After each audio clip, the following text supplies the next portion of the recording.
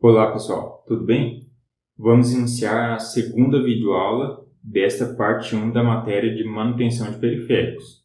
Na aula anterior, estudamos esta parte do material, até a análise dos principais componentes estudados durante a manutenção de periféricos e encerramos com a análise dos transistores bipolares de junção.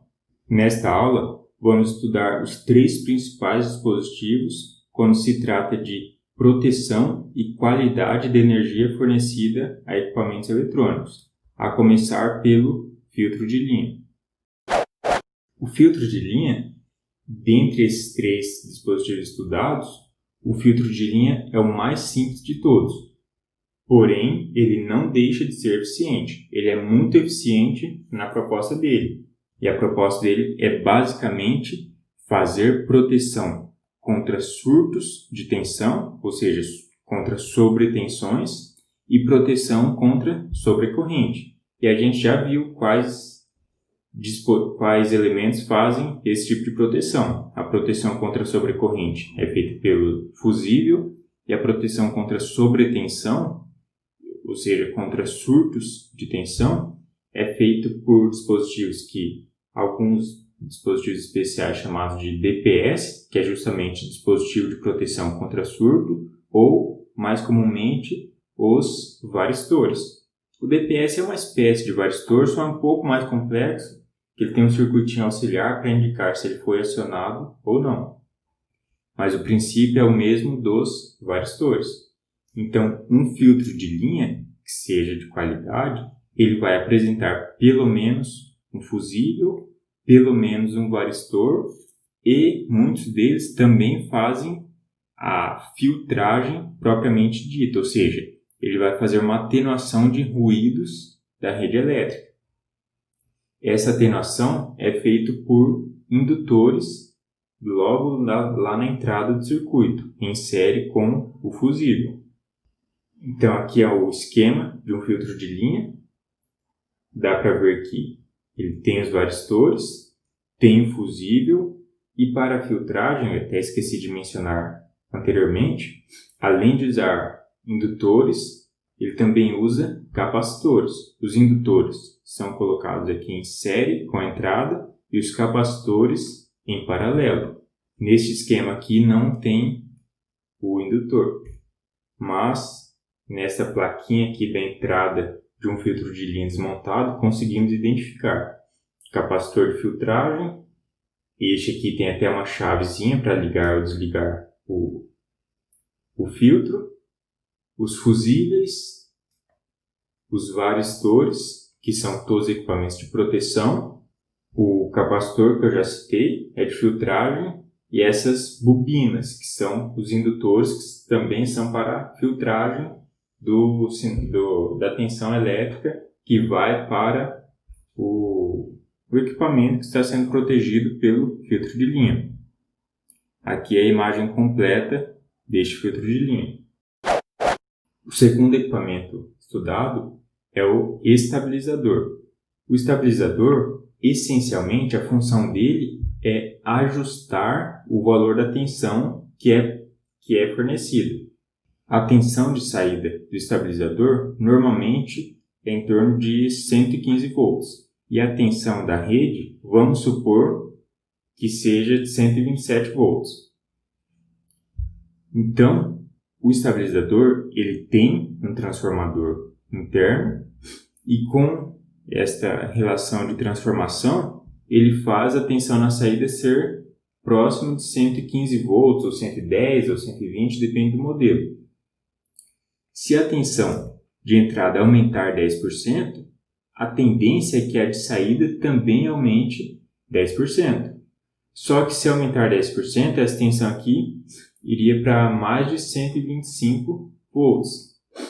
Então, para evitar que a tensão da saída aumente muito, o que o estabilizador faz é ajustar essa relação de transformação do transformador. Isso é feito com ajuste de TAPs, que são algumas derivações deste transformador. Feito isso, a tensão de saída vai se manter sempre próxima de um valor específico de cada estabilizador.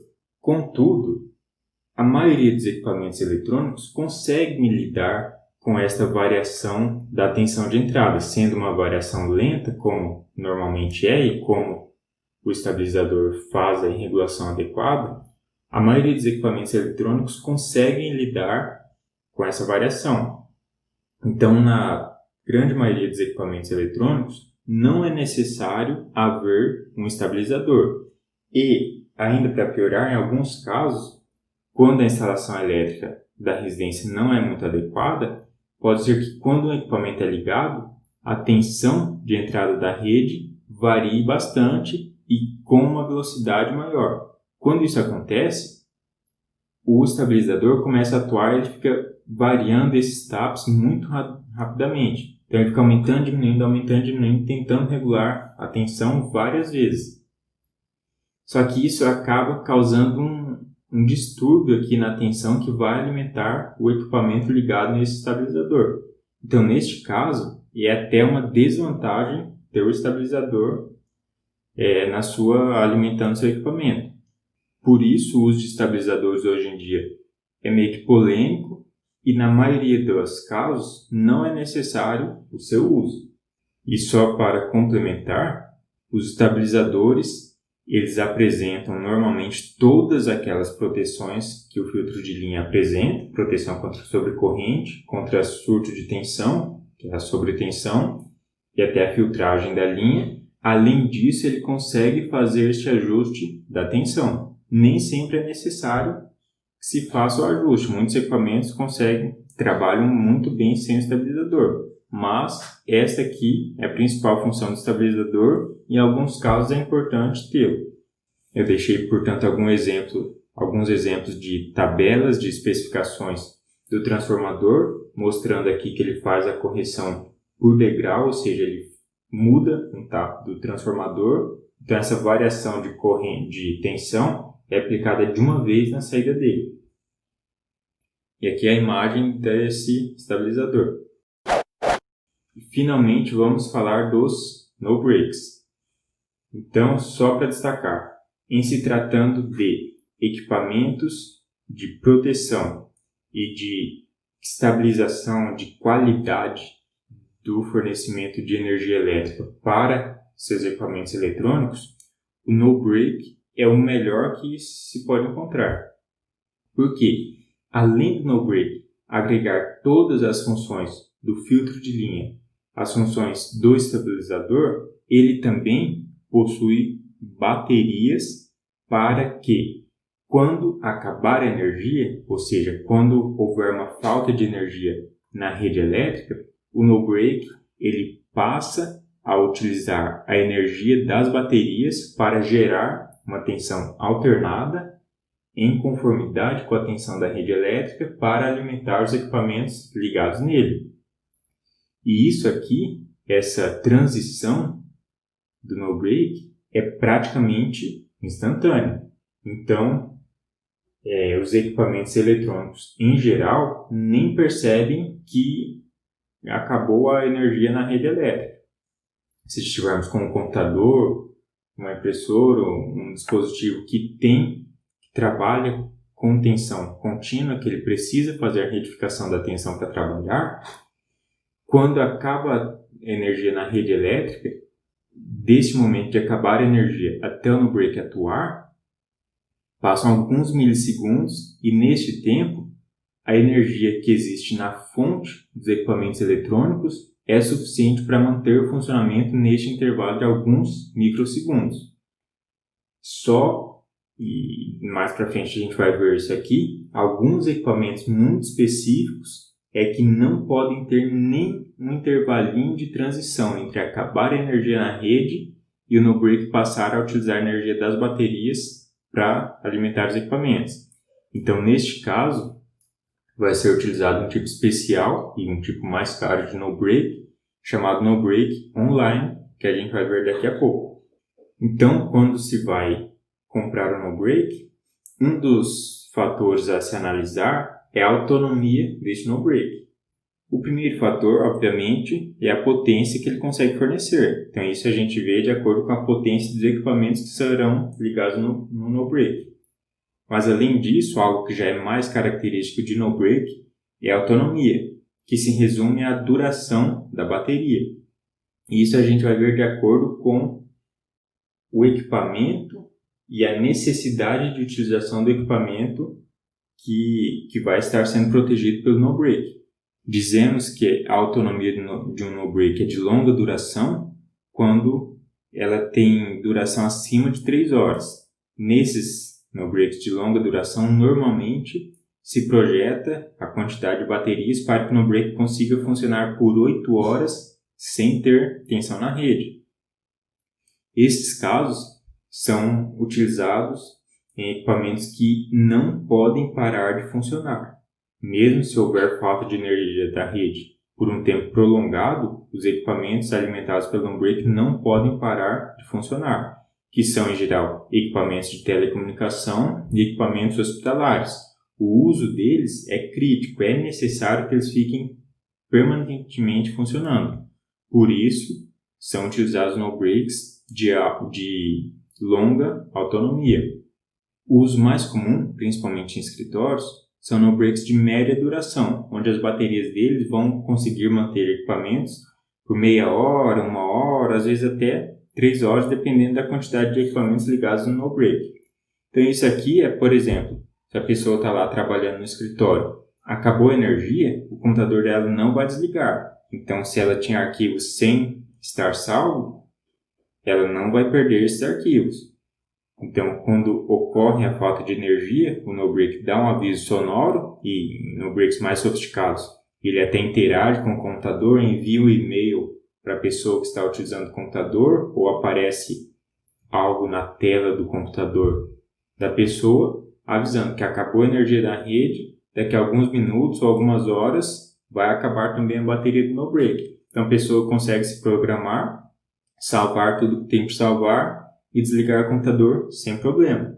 Como não é muitas vezes um trabalho tão crítico que não pode ficar nem 1 minuto sem ser executado, não é necessário ter um gasto maior, com mais baterias, com um circuito mais sofisticado para isso. Por isso são utilizados no-breaks de média duração. E finalmente tem no-breaks de curta duração, que esse aqui já é um no-break bem específico, que utiliza baterias diferentes para que essas baterias consigam fornecer muita potência em um curto intervalo de tempo. A outra característica importante dos no-breaks é o seu princípio de atuação. De forma bem resumida, podemos dividir em no-breaks online e no-breaks interativos.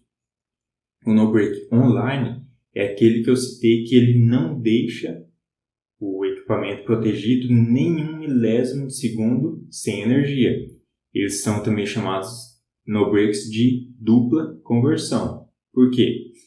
Esse no-break ele pega a tensão das tomadas, a energia da rede elétrica, converte para a tensão contínua para mandar para as baterias. E neste mesmo link de tensão contínua, onde estão ligadas as baterias, onde está ligado o carregador das baterias, ele também, a partir daí, utiliza o circuito inversor dele para criar uma tensão senoidal de alta qualidade que vai alimentar os equipamentos ligados nesse no-break. Ou seja, toda a energia que está alimentando os equipamentos ligados nesse no-break passa pelo estágio de retificação e depois pelo estágio de conversão. Por isso é chamado de dupla conversão. Então, quando ocorre falta de energia na rede, o circuito inversor que gera essa onda senoidal, ele já estava trabalhando, então simplesmente ele continua trabalhando, só que em vez agora da tensão que está alimentando ele vir diretamente do retificador, que pega a tensão da rede, esta tensão está vindo das baterias que já estavam ligadas aqui. Portanto, não existe o tempo para a comutação. entre a alimentação a partir da rede e a alimentação a partir do inversor, porque sempre a saída do no-break está sendo alimentada pelo inversor. Só que como desvantagens, esses equipamentos são mais caros porque são mais sofisticados. O outro tipo de no-break, que é mais simples, é o interativo. Ele ainda pode ser dividido em duas subcategorias. O interativo senoidal e o interativo trapezoidal. A diferença deles é bastante simples. O interativo, falando primeiramente de modo geral do interativo, ele funciona da seguinte maneira. Enquanto há energia na rede, este no-break funciona só como um estabilizador. A energia da rede passa pelo transformador e vai direto para o equipamento alimentado pelo no-break. Então, neste intervalo, o inversor fica desligado. Quando ocorre falta de energia na rede, aí sim, o inversor é acionado e o no-break passa a acionar a carga com a energia das baterias. Só que isso ocorre em milésimos de segundo. Normalmente em um tempo menor que 8 milésimos de segundo, ou seja, 8 milissegundos. Por isso, a grande maioria dos equipamentos nem percebe que faltou energia na rede. Então, agora, a diferença entre o senoidal e o trapezoidal é que o senoidal, quando o inversor é acionado, ele vai enviar uma onda senoidal de alta qualidade para os equipamentos. Já no caso do no-break trapezoidal, quando o inversor é acionado, a tensão desse inversor não vai ser senoidal. Ela vai ser uma onda quadrada, uma onda retangular, que é também chamada de senoidal. Isso aqui, para equipamentos eletrônicos em geral, não é nenhum problema. Mas existem alguns equipamentos eletrônicos mais específicos que precisam que a tensão seja senoidal. Então, nestes casos, temos que utilizar o no-break senoidal, que é um pouquinho mais caro que o no-break trapezoidal. Então, de acordo com a sua necessidade, você vai escolher o no-break mais barato que te atenda. Começando pelo no-break interativo trapezoidal, que é o mais barato. Depois o no-break interativo de onda senoidal. E o mais caro e mais complexo é o no-break online. Então, eu listei aqui alguns exemplos dos 3 tipos de no-break. Indiquei até o site de onde eu tirei essas características, as fotos do modelo. Eu tenho indicado aqui o tipo, a forma de onda dele e a autonomia. Então, este site especificamente mostra a autonomia dependendo ele faz uma estimativa de acordo com os equipamentos ligados no no-break. Então, temos o no-break interativo trapezoidal, depois um interativo senoidal e, por último, um no-break online, que já tem todas as características aqui também. Eu também deixei listado os principais circuitos que compõem o no-break, desde os circuitos de proteção, que são os mesmos do filtro de linha, principalmente fusível e varistor, um transformador, que tem a função de fazer a conversão da tensão da rede elétrica em níveis de 127 ou 220 volts para níveis de 14 volts, para que essa baixa tensão vá para a bateria, e o carregador da bateria do no-break, e a partir daí possa alimentar o inversor. E quando ocorre falta de tensão na rede, o inversor é que vai aplicar uma baixa tensão alternada neste lado aqui do transformador para que o transformador crie uma alta tensão para os equipamentos. Então, eu deixei descrito de forma simplificada cada um destes circuitos e algumas imagens ilustrativas também. Eu também deixei aqui neste próprio material alguns vídeos explicativos para reforçar essa teoria, e também um vídeo bastante importante é sobre o teste de transistores do tipo MOSFET. A gente já viu na aula anterior como faz teste de transistores bipolares de junção, mas muitas vezes nos no-breaks são utilizados esse outro tipo de transistor, os MOSFETs. Por isso é importante ver este vídeo também. Finalmente, aqui um resumão entre as diferenças de no-break, estabilizador e filtro de linha. O filtro de linha é o mais simples e é bastante eficiente, e ele fornece simplesmente proteção contra sobretensão, sobrecorrente e faz uma filtragenzinha no sinal. O estabilizador fornece o que o filtro de linha fornece, e ele ainda consegue fazer um ajuste no nível de tensão da rede. E finalmente o no-break é o dispositivo mais complexo. Existem muitos tipos diferentes de no-breaks, com a variação de preço muito grande, variação de potência muito grande. Então, para cada aplicação, deve-se fazer uma análise do melhor no-break a ser utilizado. E lembrando, além do no-break fazer a proteção contra a sobretensão, contra a sobrecorrente, o ajuste da tensão fornecidos pelo filtro de linha e pelo estabilizador, no caso do ajuste da tensão é só o estabilizador que fornece, o filtro de linha não. Além de tudo isso, o no-break ainda consegue continuar alimentando os equipamentos mesmo que haja falta de energia na rede. Então assim encerramos as videoaulas dessa primeira parte da matéria. Assistam os demais vídeos que eu deixei para vocês e façam estudo deste material teórico aqui. Bons estudos, pessoal!